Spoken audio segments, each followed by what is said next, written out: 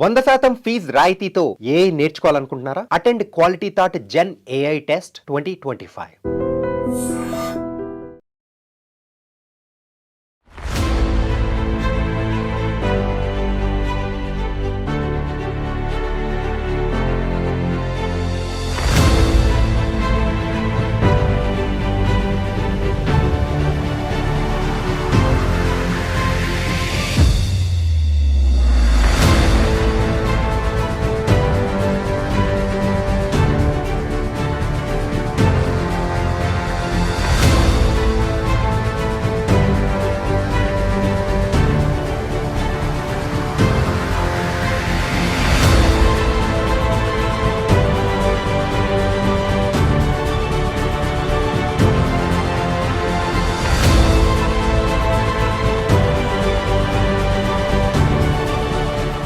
First Indian doctor Padma series awards అందుకోవడం, highest civilian awards అందుకోవడం, పర్సనల్గా ప్రొఫెషనల్గా how does it make you feel sir? అంటే Padma awards government highest awards కాబట్టి definitely we feel very satisfied.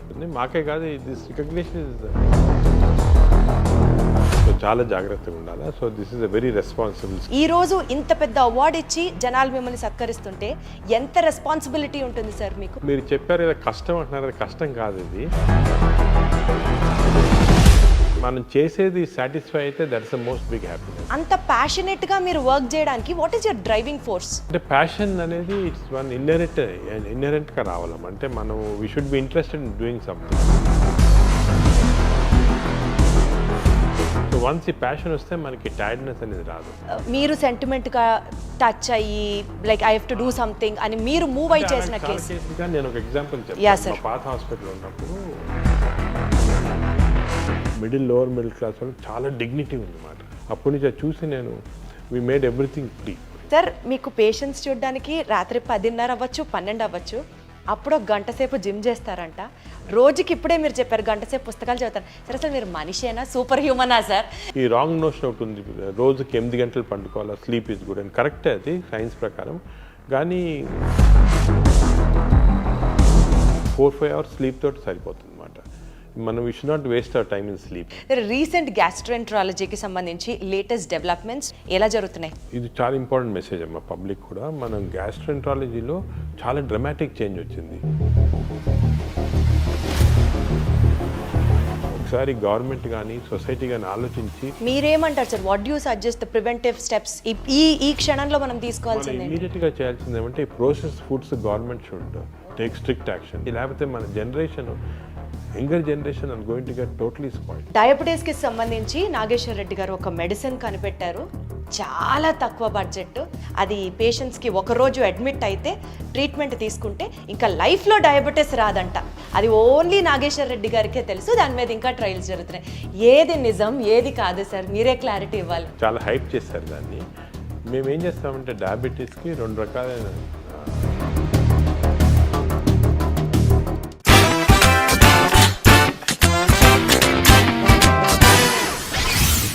నేను చాలా లక్కీ ఈ ఇంటర్వ్యూ చేస్తున్నందుకు. హలో ఎవ్రీబడి, అందరికీ నమస్కారం.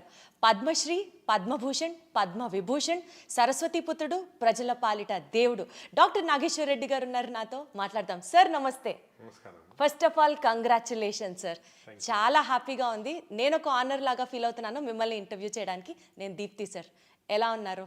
Thank you very much sir. First Indian doctor, అది కూడా మా తెలుగువాడు, మన తెలుగువాడు, ఫస్ట్ పద్మ సిరీస్ అవార్డ్స్ అందుకోవడం, హైయెస్ట్ సివిలియన్ అవార్డ్స్ అందుకోవడం, పర్సనల్గా ప్రొఫెషనల్గా how does it make you feel sir? అంటే Padma awards government highest awards కాబట్టి definitely we feel very satisfied. కొంతవరకు గవర్నమెంట్ రికగ్నైజ్ చేసిన దానికి ఒక హ్యాపీనెస్ ఉంటుంది. మాకే కాదు, దిస్ రికగ్నిషన్ ఇస్ ఇండివిజువల్ కాకుండా ఇన్స్టిట్యూషన్కి. మా ఏజీ హాస్పిటల్స్లో ఇప్పుడు 600 మంది డాక్టర్లు పనిచేస్తున్నారు. అందరు కలిసి పనిచేసి we have got this recognition, not a single individual. అదేవిధంగా ఫ్యామిలీ కూడా చాలా సాక్రిఫైస్ చేస్తారు. దానికి ఫ్యామిలీ కూడా they feel happy when these awards are given. But these awards also responsibility మాట. ఒక రెస్పాన్సిబిలిటీ వచ్చి, ఎస్పెషలీ పద్మవిభూషణ్ అనేది చాలా రెస్పాన్సిబిలిటీ ఇచ్చే అవార్డు మాట. అది వచ్చిన తర్వాత మేము ఇంకా కూడా సర్వీస్ చేయాల్సిన అవసరం ఉంటుంది. అదేవిధంగా జనరల్ బిహేవియర్ కూడా క్రౌడ్స్లో టు వెరీ కేర్ఫుల్, ఎందుకంటే people look up to you as a icon.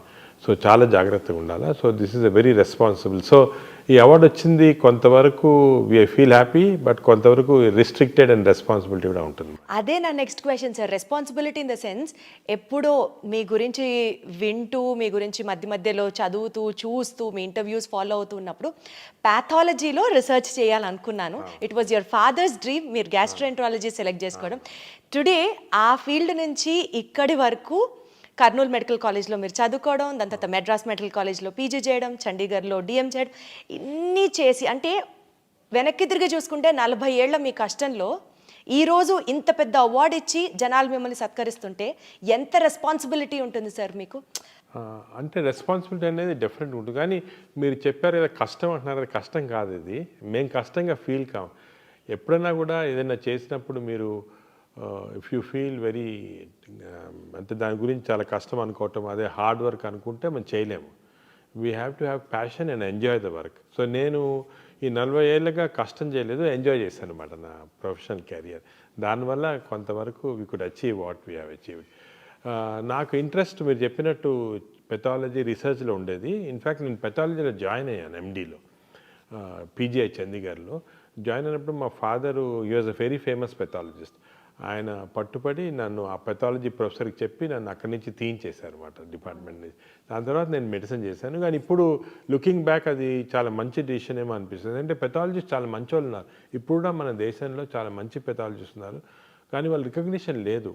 ఎందుకంటే పబ్లిక్లో ఉండరు. వాళ్ళు ఎంత మంచి జాబ్ చేసినా కూడా బ్యాక్గ్రౌండ్లోనే చేస్తుంటారు అనమాట. ఇప్పుడు ఒక సినిమాలో హీరో హీరోయిన్కి అటు వాళ్ళకే రికగ్నిషన్ ఉంటుంది, అక్కడ సినిమా కథ రాసిన అతనికి లేకపోతే కెమెరా పీపుల్కి వాళ్ళకి రికగ్నిషన్, ఎంత బాగా చేసినా రికగ్నిషన్ ఉండదు. సో అలాగా పెథాలజిస్ట్ కూడా బ్యాక్గ్రౌండ్లో చేస్తారు, సో రికగ్నిషన్ ఉండదు. కానీ వాళ్ళకి సాటిస్ఫాక్షన్. ఇంకోటి ఏమంటే ఈ రికగ్నిషన్లు అవి కూడా వీ ఫీల్ హ్యాపీ, కానీ మనం చేసేది సాటిస్ఫై అయితే that's the most big happiness. So అలాగా వీ ఫీల్ హ్యాపీ. బట్ అప్పుడు మా ఫాదర్ చేసిన డెసిషన్, లేదు మెడిసినే చేయాలా అని చెప్పటం నాకు ఇప్పుడు అనిపిస్తుంది కరెక్టేమో అని. సార్ యాక్చువల్లీ మిమ్మల్ని కలుస్తున్నాము అని అంటే, నేను బ్యాక్గ్రౌండ్లో చేసుకునే రీసెర్చ్ ఉంటుంది కదా మీ గురించి మాట్లాడినప్పుడు, my father is also doctor sir. He's from Kurnool medical college 78-83 batch. Doctor SVM Nageswara గారు హీస్ యువర్ జూనియర్ అనమాట. నేను 78-79 మీరు 1 year సీనియర్ అని చెప్పారు. Singari Prabhakar garu ENT specialist, these are from Vijayawada. వీళ్ళందరూ కర్నూలు మెడికల్ కాలేజ్. నేను ఇట్లా నాగేశ్వర రెడ్డి గారిని ఇంటర్వ్యూ చేయబోతున్నానంటే మా సీనియర్ అసలు హీస్ అ వెరీ ఎకడమిక్ గై, చాలా కష్టపడతారు. అంతేకాకుండా సార్ మీ టీంతో మాట్లాడినప్పుడు కూడా రాత్రి 12-1 గంట వరకు మీటింగ్లో ఉంటారమ్మా, కాన్ఫరెన్స్ అది ఉంటుంది. పక్క రోజు పొద్దున 5:30-6కి కాల్ చేసి మీరు అందరూ వచ్చేస్తారా అని అడుగుతారు. అంటే సార్ మీరు అన్నట్టు the hunger for work, the passion you show towards your work or like unbeatable and that makes you unstoppable. How do you get that inspiration sir? కష్టపడి, కష్టం అనకూడదు మీ లాంగ్వేజ్ ప్రకారం, సో వర్క్ చేసి చేసి చేసి అంత ప్యాషనెట్గా మీరు వర్క్ చేయడానికి what is your driving force? అంటే ప్యాషన్ అనేది ఇట్స్ వన్ ఇన్నరెంట్గా రావాలమ్మ. అంటే మనం we should be interested in doing some things. Suppose for example cinema చూడాలనుకోండి, నేను చూడలేను ఎక్కువ, ఒక 6 గంటల సార్లు టైర్డ్గా పండుకుంటాను అనమాట. అదే షాపింగ్కి వెళ్ళాలంటే మా ఫ్యామిలీతోటి నేను వెళ్ళలేను అనమాట, చాలా టైర్డ్ అయిపోతాను. ఒక షాప్కి వెళ్ళగానే ఇమీడియట్గా టైర్డ్ అక్కడ వెళ్ళి కూర్చుంటాను అనమాట. అంటే అది చాలామంది రివర్స్, చాలామంది they want to see cinema, they want to go to shopping. So అది ప్యాషన్ అనేది ఇన్హెరెంట్గా ఉండాలి ఒక దాంట్లో. ఇప్పుడు నాకు పేషెంట్స్ చూడటం కానీ, వాళ్ళు డయాగ్నోసిస్ చేయటము, అదేవిధంగా రీసెర్చ్ చేయటము, కొత్త డయాగ్నోసిస్ చేయటం, ఇవన్నీ కూడా చాలా ఇంట్రెస్టింగ్, చాలా ప్యాషనేట్. సో వన్స్ ఈ ప్యాషన్ వస్తే మనకి టైర్డ్నెస్ అనేది రాదు. We go on doing any amount of work we can do, that drives our work మాట.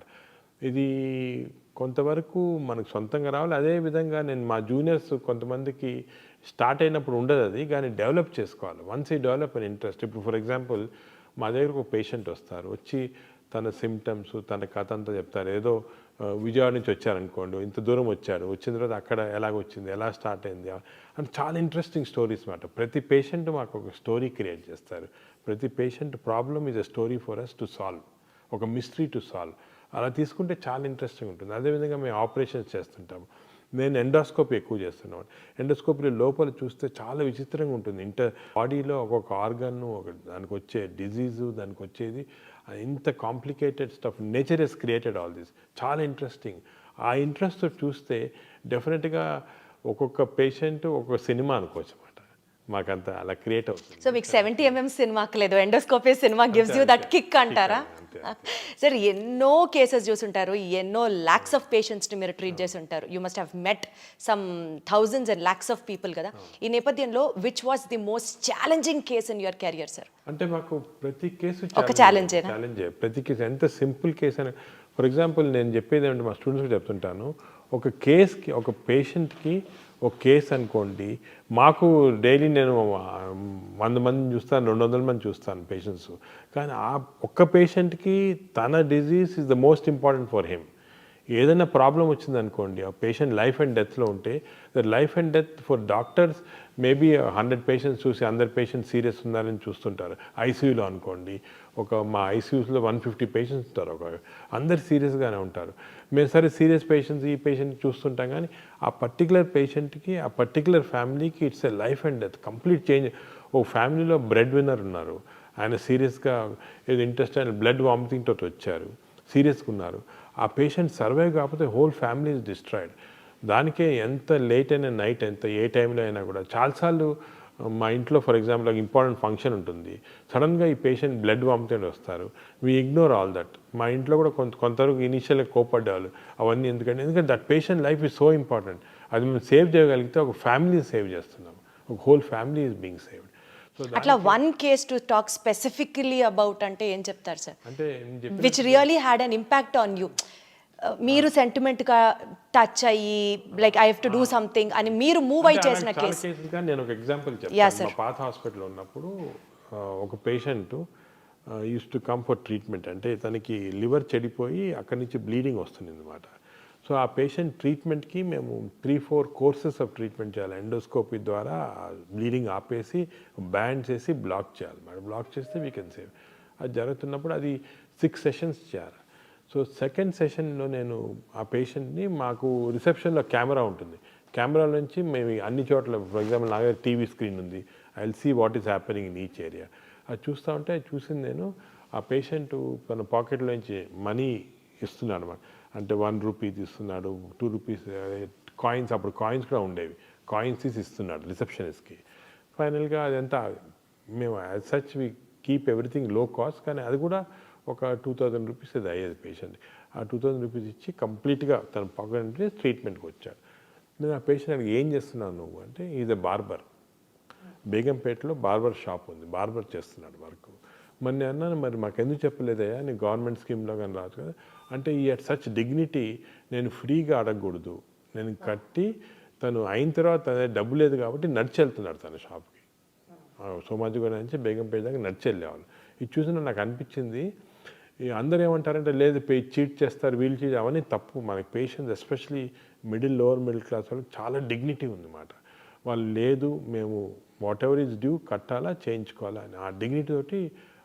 కెన్ ఇమాజిన్ ఆ బార్బర్ పాపం అంత డిగ్నిటీ తోటి అంత అయిన తర్వాత డబ్బు లేదు కానీ నడిచి వెళ్తున్నాడు తన షాప్కి. అప్పటి నుంచి చూసి నేను we made everything free for him sir. For the wonderful sir. అదేవిధంగా అలా చాలామంది మా సోషల్ వర్కర్స్ని కూడా చెప్పి ఐడెంటిఫై చేయమంటారన్నమాట. మనకు చెప్పేది middle class lower middle class patients, they don't want free. కానీ వాళ్ళకి ఆ డిగ్నిటీ ఎంత ఉంటుందంటే, పాపం డబ్బు లేకపోయినా ఏదో అమ్ముకోవటము, ఇల్లు అమ్ముకోవటం, పొలం అమ్ముకోవటం ట్రీట్మెంట్ చేస్తుంటారు అనమాట. అంటే ఇటువంటివి అసలు మనకి ప్రపంచంలో ఎక్కడ లేదు. నువ్వు అమెరికాకి వెళ్ళండి, ఇంగ్లాండ్కి వెళ్ళండి, పేషెంట్స్ వచ్చి డిమాండ్ చేస్తుంటారు, ఇన్సూరెన్స్ ఉంది మాకు ఎందుకు చేయరు. ఒక $10 కట్టాలి ఎక్స్ట్రా అంటే కట్టరు. కానీ మన వాళ్ళు చూడండి ఎంత డిగ్నిఫైడ్గా ఎంత ఎదుగు చేస్తుంటారు పాపం. Sir you are a people's doctor and you are a doctor for a cause sir. అంతే. ఎందుకంటే ప్రజల్ని ఈ రకంగా అర్థం చేసుకోవడం కూడా చాలా కష్టం సార్.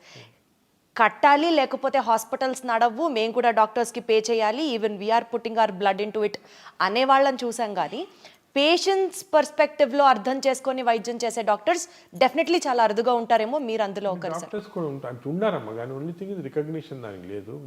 యాక్చువల్లీ నేను అదే అడగబోతున్నాను సార్. ఇప్పుడు మిమ్మల్ని ఐడెంటిఫై చేశారు మెడికల్ పైనియర్గా, మీకు పద్మ అవార్డ్స్ వచ్చాయి.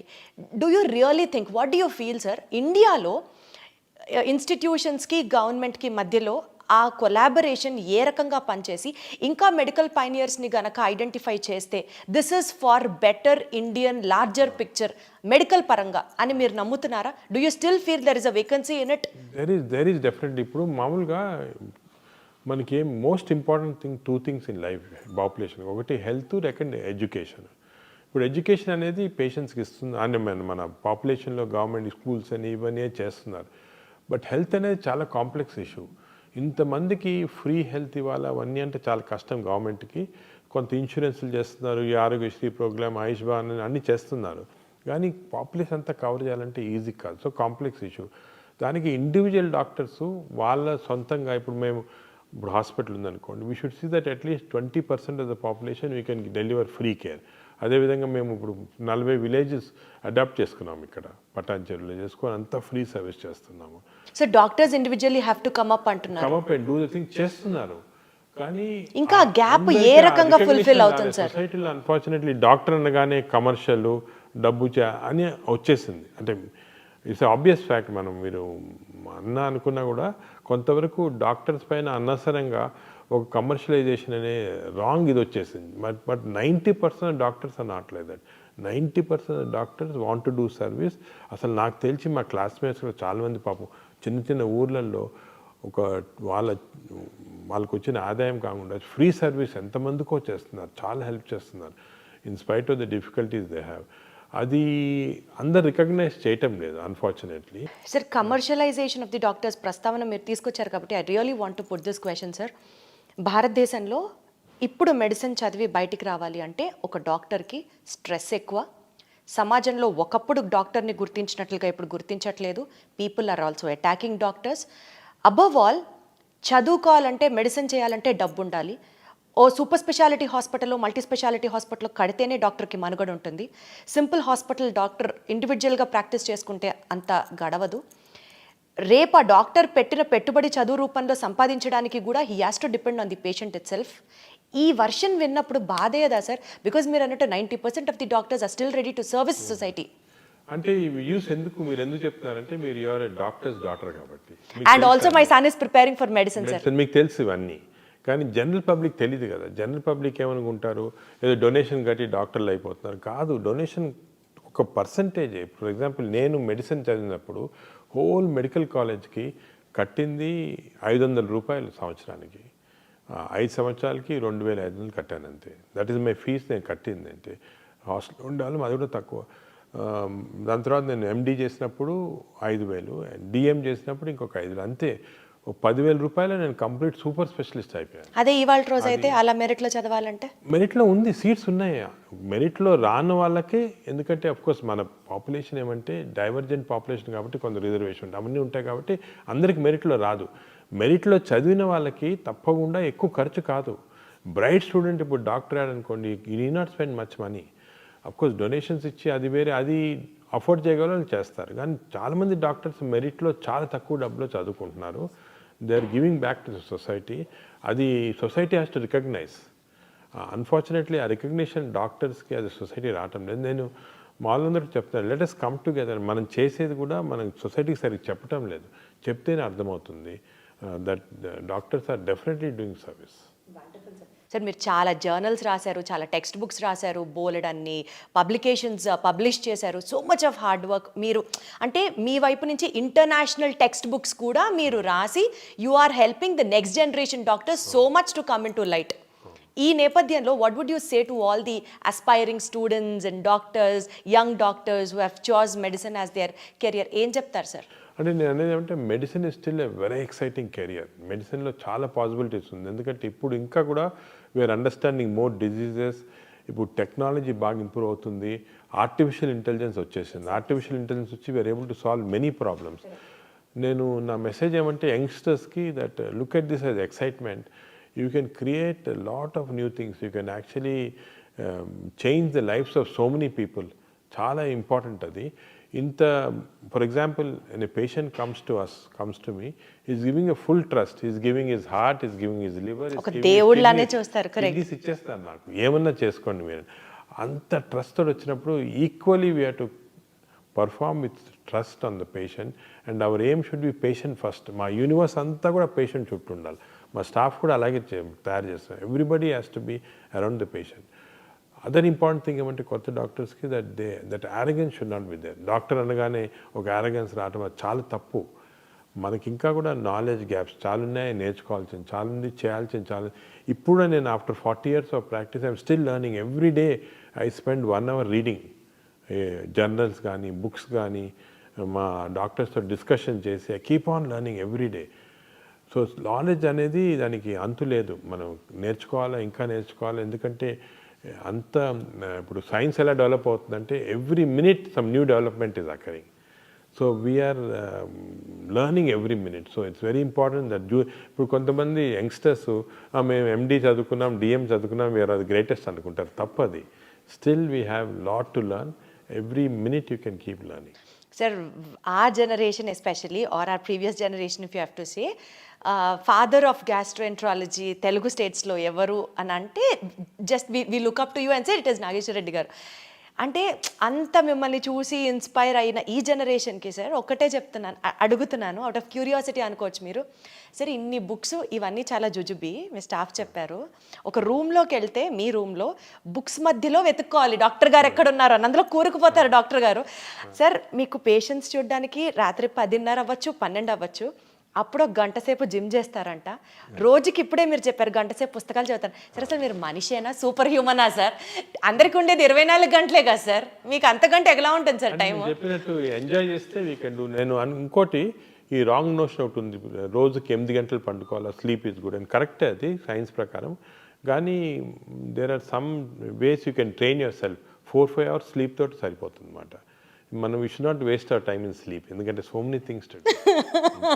Sir we should not waste our time in sleeping. బాలే ఉంది సార్ ఇది. సార్ రీసెంట్ గ్యాస్ట్రోఎంట్రాలజీకి సంబంధించి latest developments which is addressing the gastrointestinal situation in the society, public health పరంగా మాట్లాడితే what you have to say sir? ఎలా జరుగుతున్నాయి? అంటే ఇది చాలా ఇంపార్టెంట్ మెసేజ్ అమ్మా పబ్లిక్ కూడా. మనం గ్యాస్ట్రోఎంట్రాలజీలో చాలా డ్రమాటిక్ చేంజ్ వచ్చింది. ఒక 20 years మేము చూస్తున్నాం కదా, విలేజెస్కి వెళ్ళామని చేసేవాళ్ళం. అక్కడ ఇన్ఫెక్షన్స్ ఎక్కువ ఉండేది, టీబీ ఉండేది, ఇన్ఫెక్టివ్ డయేరియాస్ ఉండేవి, హెపటైటిస్ ఉండేది. ఇప్పుడు అన్నీ పోయాయి. ఇప్పుడు మనం డెవలప్మెంట్ తోటి క్లీన్ వాటర్ ప్రొవైడ్ చేస్తున్నాము, న్యూట్రిషన్ కూడా ఇంప్రూవ్ అయింది, అదేవిధంగా హెపటైటిస్ వ్యాక్సిన్స్ ఇస్తున్నాము, అవన్నీ పోయి. అన్ఫార్చునేట్ థింగ్ ఏమైందంటే people have become westernised in diet. Fast foods చిన్న చిన్న విలేజెస్కి వెళ్ళండి, ఇక్కడ మేము చూస్తాం అక్కడ చిప్స్ ఉంటుంది, బర్గర్స్ ఉంటాయి, అన్ని ఫాస్ట్ ఫుడ్స్ ఉన్నాయి. Processed foods have come in. ఈ ప్రోసెస్ ఫుడ్స్ వల్ల వీఆర్ డెవలపింగ్ వెస్టర్న్ డిజీజ్. ఇప్పుడు సర్ప్రైజింగ్ ఏమంటే మన ఊర్లలో highest amount of disease is IBD, inflammatory bowl disease. అసలు 20 సంవత్సరాల క్రితం ఇండియాలో లేదు ఇది. ఇప్పుడు సగం మంది పాపులేషన్ విలేజెస్లో అదే ఉంది. సో అన్ఫార్చునేట్గా మనము మన గుడ్ హ్యాబిట్స్ పోగొట్టుకొని బ్యాడ్ హ్యాబిట్స్, అంటే ఆర్గానిక్ ఫార్మింగ్ అంతా పోయింది, అంతా కూడా ప్రాసెస్డ్ ఫుడ్ తింటున్నాము. ప్రాసెస్డ్ ఫుడ్లో ప్రిజర్వేటివ్స్ ఉంటాయి, అదేవిధంగా కలరింగ్ ఏజెంట్స్ ఉన్నాయి. దీనివల్ల చాలా కొత్త జబ్బులు వస్తున్నాయి. I'm worried about this. మన ఇండియన్ పాపులేషన్లో స్లోగా వెస్టర్నైజ్డ్ డిజీజ్, దీన్ని ఎన్సిడి అంటారు, నాన్ కమ్యూనికబుల్ డిజీజ్, ఇవి వచ్చి డయాబెటీస్ ఇంక్రీజ్ అయిపోయింది, ఫ్యాటీ లివర్ ఇంక్రీజ్ అయిపోయింది, మెటబాలిక్ డిజీజ్ ఇంక్రీజ్ అయిపోయింది. ఇది మన at this stage we should halt it. ఒకసారి గవర్నమెంట్ కానీ సొసైటీ కానీ ఆలోచించి. మీరేమంటారు sir? What you suggest the preventive steps ఈ క్షణంలో మనం తీసుకోవాల్సింది? ఇమీడియట్గా చేయాల్సింది ఏమంటే ఈ process foods government should take strict action. For example నేను ఎప్పుడు చాలాసార్లు చెప్తున్నాను, గవర్నమెంట్ కూడా చెప్తున్నాను, ఈ స్కూల్ చుట్టూ ఫాస్ట్ ఫుడ్స్ పెట్టకూడదు. కాలేజెస్ చుట్టూ డ్రింక్స్, ఆల్కహాల్ బ్యాన్ కదా, అదేవిధంగా ఫాస్ట్ ఫుడ్స్ బ్యాన్ చేసేయండి స్కూళ్ళు. చిల్డ్రన్ ఏమో ఇంటర్వెల్ అవగానే బయటికి పరిగెత్తుకొని వెళ్ళి చిప్స్ తీసుకోవటము, బిస్కెట్స్, ఈ బర్గర్స్ ఇవి తింటున్నారు. తప్పది. You ban fast foods. చిల్డ్రన్ని న్యాచురల్ ఫుడ్స్ ఎంకరేజ్ చేయండి. స్కూల్స్లో మిడ్ డే మీల్స్లో natural foods, organic foods, millets encourage చేయండి. అదేవిధంగా ఫిజికల్ యాక్టివిటీ ఎంకరేజ్ చేయండి చిల్డ్రన్. స్కూల్స్లో they should play, have physical activity. లేదు స్కూల్స్ 6 గంటలు 7 గంటల దాకా వాళ్ళకి ఇప్పుడు చిల్డ్రన్కి ఫ్యాషన్ ఏమంటే కంప్యూటర్స్ ఇచ్చి దానిపైన స్టడీస్ చెప్తున్నారు. ఇవన్నీ కూడా తీసుకొని let childrens become socially active. ఒకరితో ఒకరు మాట్లాడుకోవాలి, యాక్టివేట్ చేయాలా, అదేవిధంగా ఫిజికల్ యాక్టివిటీ ఉండాలా, హెల్తీ ఫుడ్ తినాలా. ఈ కాన్సెప్ట్ స్కూల్ చిల్డ్రన్ నుంచే స్టార్ట్ చేయాలి. మేము కొన్ని స్టడీస్ చేసాం స్కూల్ చిల్డ్రన్లో. 40% ఆఫ్ ఈవెన్ పబ్లిక్ స్కూల్ అంటే గవర్నమెంట్ స్కూల్స్లో కూడా 40% of children are having fatty liver because of all these types of things. So they should change. లేకపోతే మన generation younger generation are going to get totally spoiled. Also sir along with మీరు చెప్పిన కాంప్లికేషన్స్తో పాటు according to chronic inflammation hypothesis ప్రకారం ulcerative colitis కానివ్వండి, Crohn's disease కానివ్వండి, because of the inflammation of the intestine జనాల్లో ఈ ఇన్సిడెన్స్ ఆఫ్ దీస్ డిసీజెస్. కదా డాక్టర్లా మాట్లాడుతున్నారు, డౌట్ వస్తుంది. Sir I love this subject, I have done so much of research in this, కాబట్టి నేను అడగగలుగుతున్నాను. అండ్ మా ఫ్యామిలీలో కూడా one of my family member is suffering with Crohn's disease sir. He's just 6 years of age, వాడికి age నుంచి మేనల్లుడు ఈ suffering with this Crohn's disease. మేము ఎంత ఫేస్ చేసామో ఆ ట్రామా ఇండియాలో చాలా చోట్ల చూపించి ఈ ట్రీట్మెంట్ దొరక్క చాలా కష్టపడ్డాం సార్. సో నాకు ఈ సబ్జెక్ట్ గురించి తెలుసు, అందుకని I making it up point. Correct మీరు చెప్పినట్టు it's called a chronic inflammatory condition. ఈ chronic inflammatory condition is environmental stimulated. ఈ ఎన్విరాన్మెంట్ వస్తూ ఉంది మనకి. దాన్ని మనం ఎలా తగ్గించుకోవాలి సార్? మనం ఏం చేయాలి తగ్గించాలంటే? అసలు ఎందుకు వస్తుంది? సొసైటీ యాజ్ ఎ సొసైటీ మనము we should now change back to natural foods, organic foods.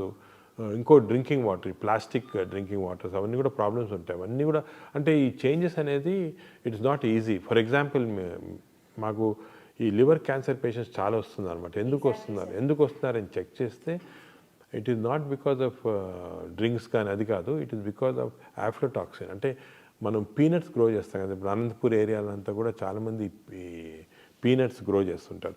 దాంట్లో ఆఫ్లోటాక్సిన్ ఫంగస్ వచ్చేసి that is causing this liver cancer. But అది చేంజ్ చేయాలంటే ఫార్మింగ్ చేంజ్ చేయాలి, అగ్రికల్చర్ చాలా కష్టం అది. So it's involves not only changing of habits but economy కూడా చాలా చేంజ్. సో కొంతవరకు it's not easy, simple problem కాదు. అంటే ఇండియాలో ఇన్సిడెన్స్ ఎక్కువ అవుతుంది అని అనుకోవచ్చా సార్? మనం జాగ్రత్త పడాలి అని అంటే ఇండియాలో ఎన్విరాన్మెంట్ ఎక్కువ అవుతుంది. మన ఎన్విరాన్మెంట్ చేంజ్ చేయాలి. పొల్యూషన్ చూడండి, ఇప్పుడు ఫర్ ఎగ్జాంపుల్ ఈ నార్థన్ ఇండియాలో చాలా మందికి lung problems, severe lung problems pollution వల్ల. Burn all the crops continuous గా. ఇప్పుడు అది గవర్నమెంట్ చాలా స్ట్రిక్ట్ యాక్షన్, బట్ పొలిటికల్లీ అంత యాక్షన్ తీసుకోలేరు. They cannot stop the farmers. So ఇది చాలా కాంప్లెక్స్ ఇష్యూస్ ఇవి.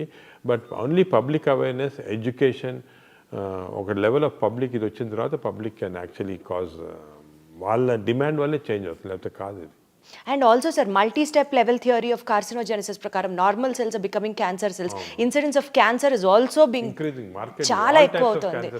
మీరు specially being a gastroenterologist liver cancer గురించి అడ్రస్ చేయడం కానీ because of the pollution or because of the drinking habits, alcohol consumption, ఎలాంటి ఇంపాక్ట్ ఉండబోతుంది సార్? జనాలకి ఎంత చెప్పినా అర్థం అవ్వట్లేదు ఎందుకు అని అనిపిస్తూ ఉంటుంది. అనిపిస్తుందమ్మా నాకు ఇంకా కూడా మీరు media, all types of social media అందరూ కూడా యాక్టివ్ పార్ట్ తీసుకొని హెల్త్ ఎడ్యుకేషన్ అనేది చాలా ఇంపార్టెంట్ రోల్ తీసుకోవాలి.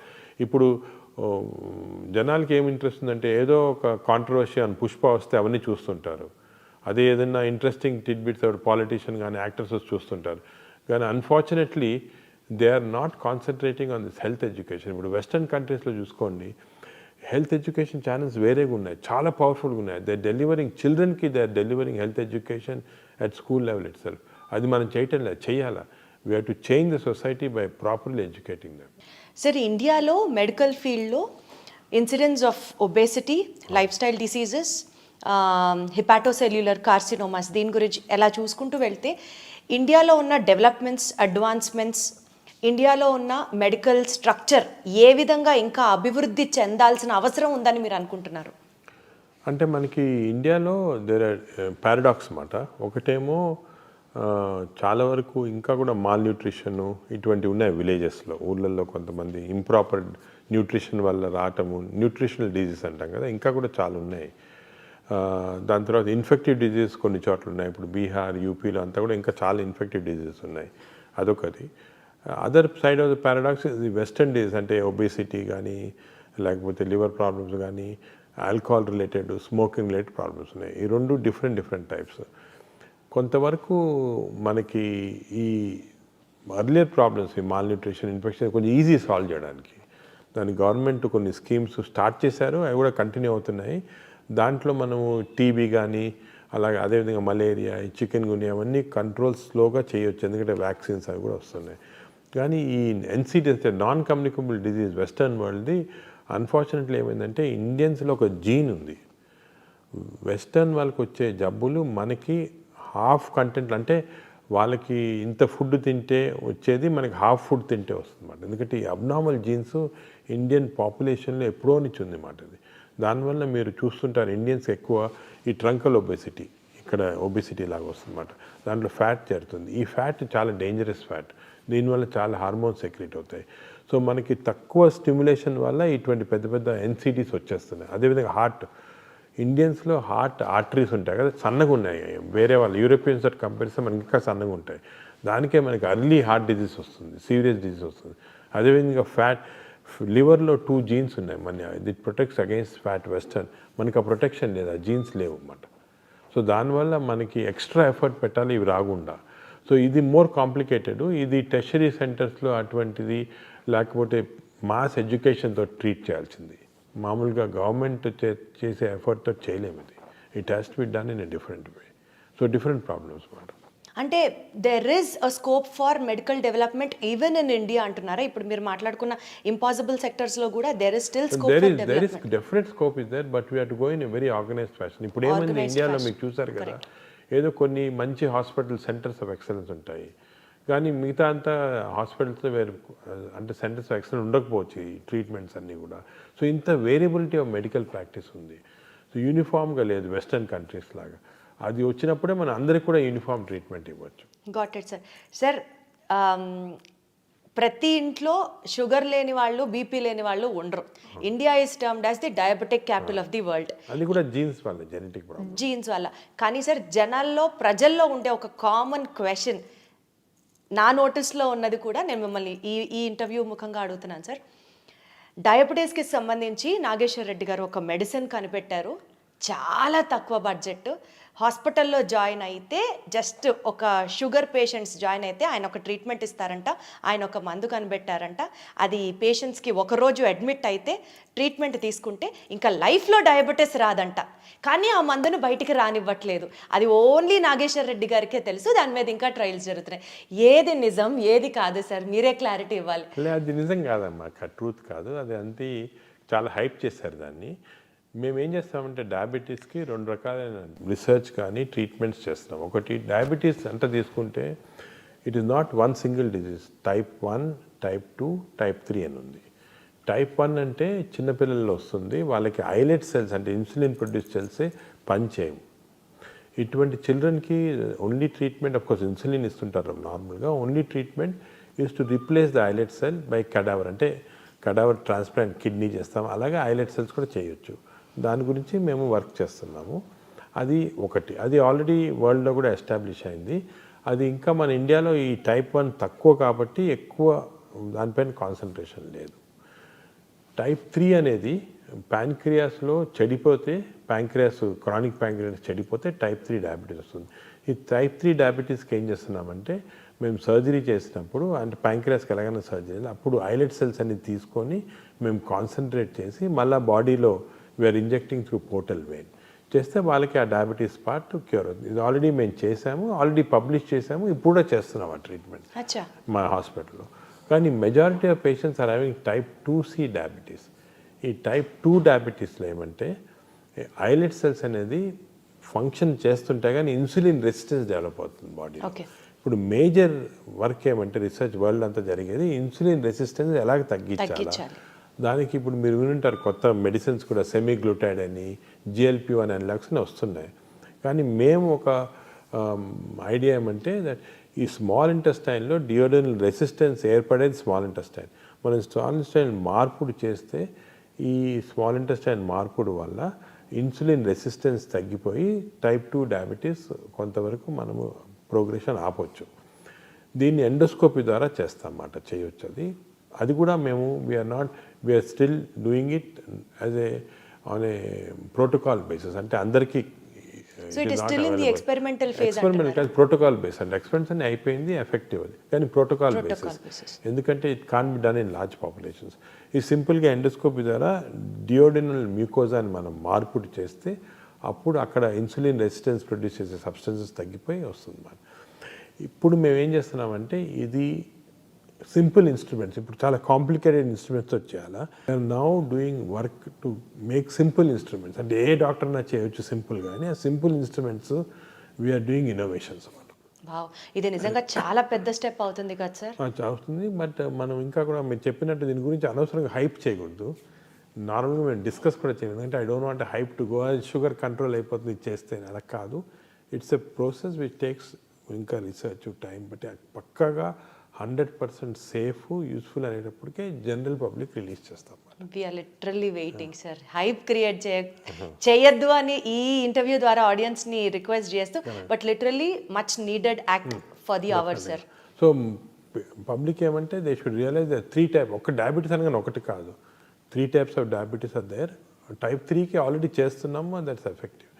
టైప్ 1 అనేది చిల్డ్రన్లో, కాబట్టి ఈ టైప్ 2 అనేది ఎక్కువ మందికి ఉంటుంది, కాబట్టి ఈ టైప్ 2లోనే ఇన్సులిన్ రెసిస్టెన్స్ తగ్గించడానికి చాలా రీసెర్చ్ జరుగుతుంది. ఫ్యామిలీగా మేమే కాకుండా ఇప్పుడు డెన్మార్క్లో కానీ యూఎస్ఏలో కానీ చాలా రీసెర్చ్ జరుగుతుంది ఏరియాస్లో.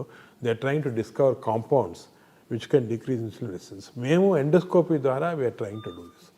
ఇంకా ఏ ఏరియాస్లో రీసెర్చ్ జరుగుతుంది సార్ మీ నేతృత్వంలో?